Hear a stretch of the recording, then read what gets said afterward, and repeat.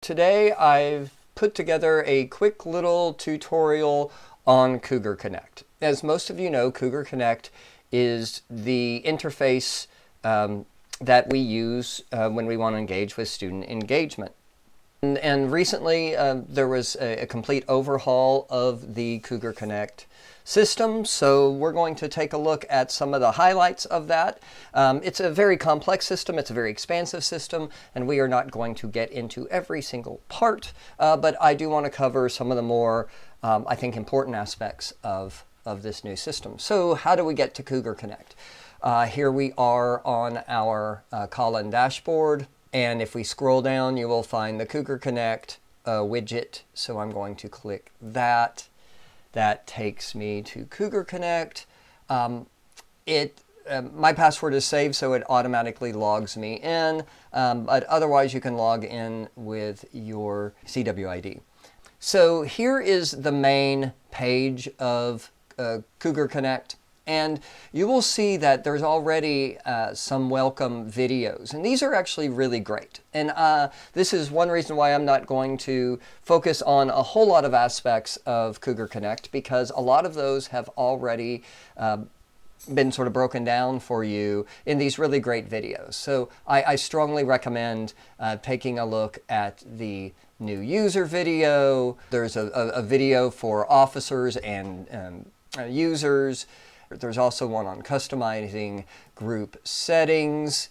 You can take a look at that video and make your experience a lot more tailored for what you need it to be. And then we have the event creation and attendance tracking video over here. And honestly, I'm also going to walk you through this process in this video because it is a very complicated process. So let's go back to the main page, and I want to talk about one of the most important aspects of dealing with Cougar Connect here, and that is the application for SAFAC funding. So I'm going to walk you through this because I don't believe there is a video that describes this process.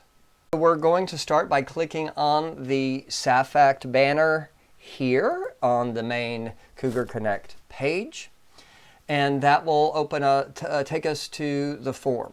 All right, so I'm not going to read through every single line here, but you are greeted with a sort of general welcome to SAFAC, and then a list of the meeting submission due dates. So very, very important here. If you were doing the monthly funding from, applying for monthly funding from SAFAC, this is something you definitely want to keep an eye on.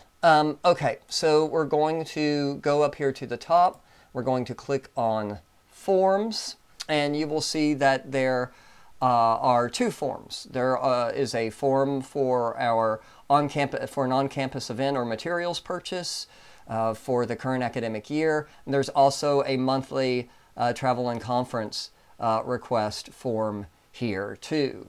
All right, so I'm showing you guys how to do a monthly on-campus event or monthly purchase application. So we're going to click on that. Okay, so here's a general instructions here, and that it's telling you exactly what you need: a supporting statement for your request, a general information about your event, event approval, and then an itemized budget listing the cost of each item, and then supporting documentation for the items you are requesting. And then once you have reviewed and accepted the terms of applying for funding from SAFAC, you will begin the application process. And then a committee member will contact you. And they're usually pretty good about getting back to you. I filled out a SAFAC application incorrectly the other day. I accidentally uploaded some of the forms in the wrong places. And I was told very, very quickly, like within like an hour or two, graciously, I was given the opportunity to correct my mistake.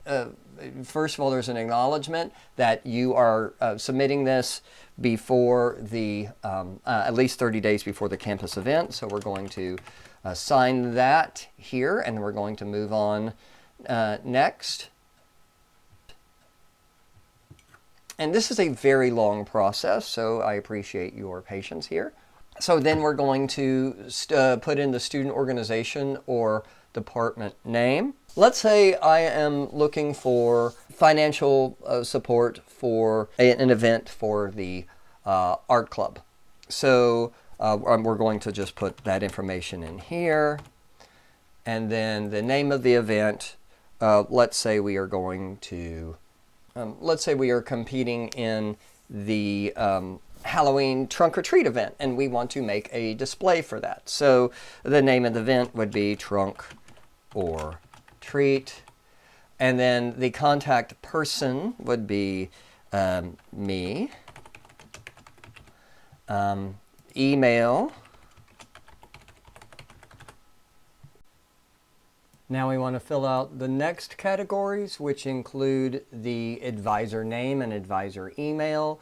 Don't do what I did. I put NA because it was very, very late when I was recording this video and I wasn't thinking. But please put your name, if applicable, as the advisor in this space. Amount being requested from SAFAC. Let's say I've budgeted this trip at $150.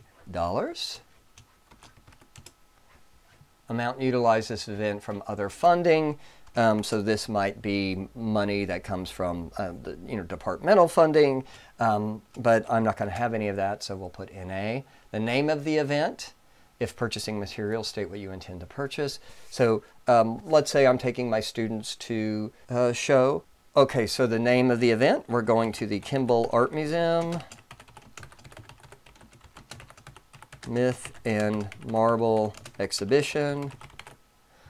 And then briefly summarize your request in a few sentences. Okay, so, and then we're going to add the date of our event. So let's say this is going to be on January 28th.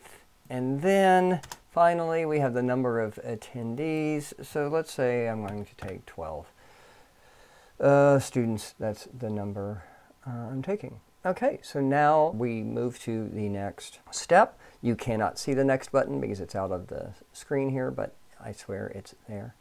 And then we click next. And then I'm asked, is this for a student organization or a department? It is for an organization. We go down and click next again. And then finally, you're going to write a supporting statement. You're going to explain the purpose of this event, etc., etc. So we're going to type our purpose in. Then we're going to go down and we're going to click next again.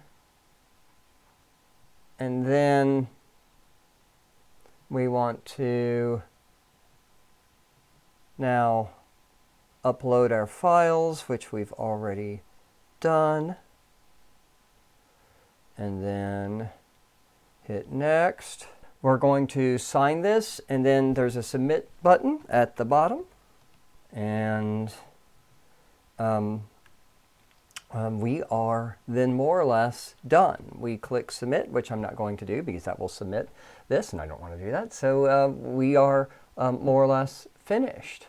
After submitting the application, you will receive an email from the committee saying that the application has been received. You will also then get a date for the upcoming meeting where you will present the case for SAFAC funding. Okay, so that's all I got for you on this portion.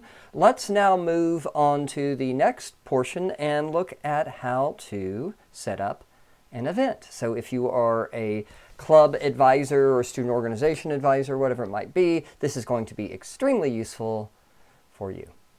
I'm now going to show you how to set up an event. This is something that you will do a lot as a club advisor. And I'm also going to show you how to set up multiple events at once because, once again, this is something that you will find very useful as a club advisor or as somebody who is training or needs to convey this information to your officers. So here on the home page of Cougar Connect, we are going to go to My Groups, which is about halfway down on the left hand side menu, and then you will see your group details. If you are a member of multiple groups, those will show up. Since I only have the art club here that I am registered as a member for. Okay, so now I want to go up to the top, and I'm going to find the Events tab, and I'm going to click on that. Okay, so you will see over here on the right there is a Manage button. I click on that, and I can create an event. There's other ways to get here, but this is the way I do it.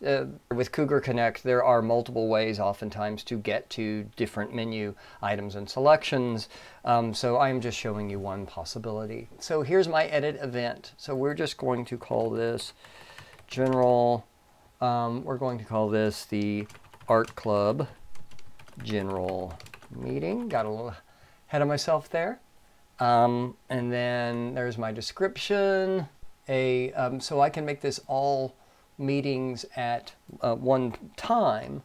I have included information about all the meetings that we will be having for the entire semester. This way I don't have to create, however many different events, 8 different events, and type in this information every single time. I'm just going to put it all in as a recurring event. And there we go. Okay, and so our event type, we are going to call this Arts and Music because we are the art club. And now we need to insert the event tags. We got Art and Music, we got Frisco. That will get us going there as far as the event tags. The event coordinator, that would be me. The team members, so we can add, I'm going to add our president's name, and they are saved. So we're going to go down here to under when, the recurring event settings, and then meet Thursdays. So our first meeting is going to be Thursday the 5th, and then the 19th, and then March 12th, and the 26th, and the 9th, and the 23rd, and May 7th. Okay. Then we go down here where, on location, and to be determined. The student engagement will choose the location for you, so I'm going to click to be determined. I'm going to fast forward through this process as I upload this image. Let's say meeting. We don't need a meeting link. And now we need to add a flyer. I'm going to fast forward through this process as I upload this image.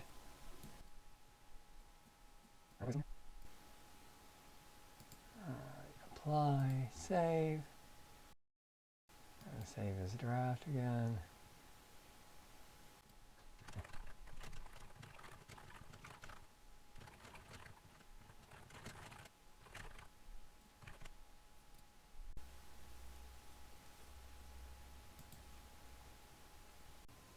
This area is for more details. We don't have any, so we will skip it. And next we have access and display options.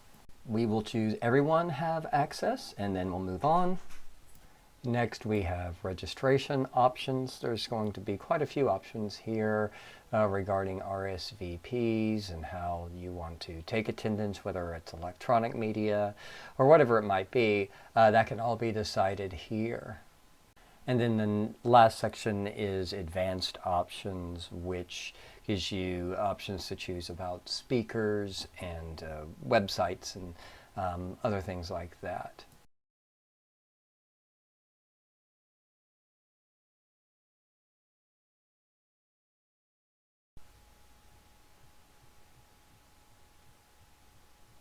All right, now we're going to go down here to the bottom, and we're going to click on Create Event and proceed to Approval Form.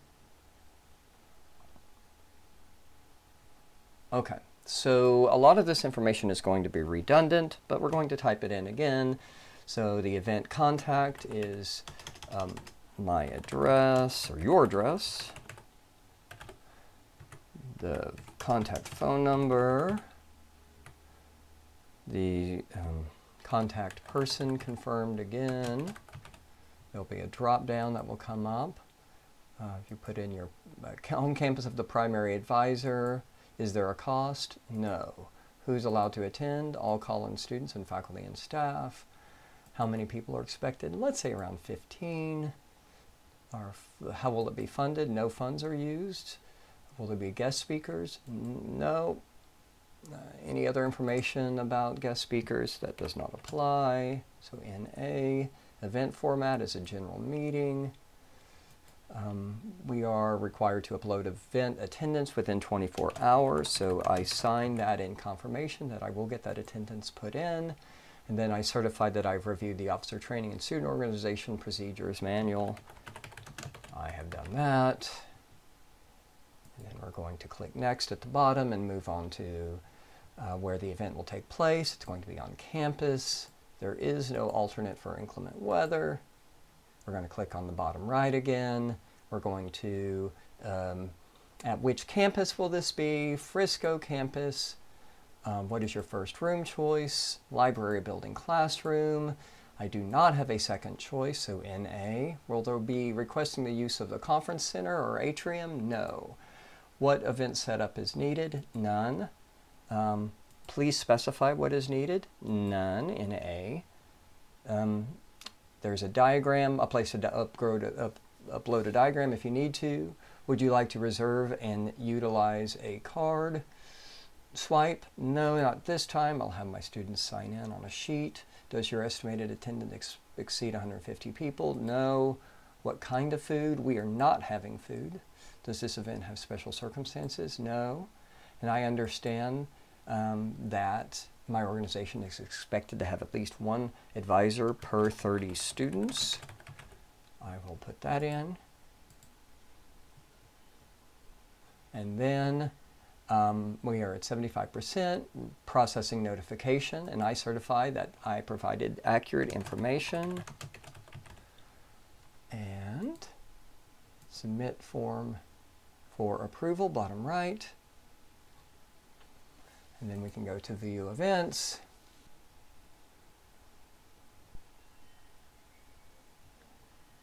And we scroll down here and you can see there is the art club pending approval. Okay, so that is how you set up an event. All right, so Cougar Connect is huge. There are a lot of different components and moving parts on Cougar Connect.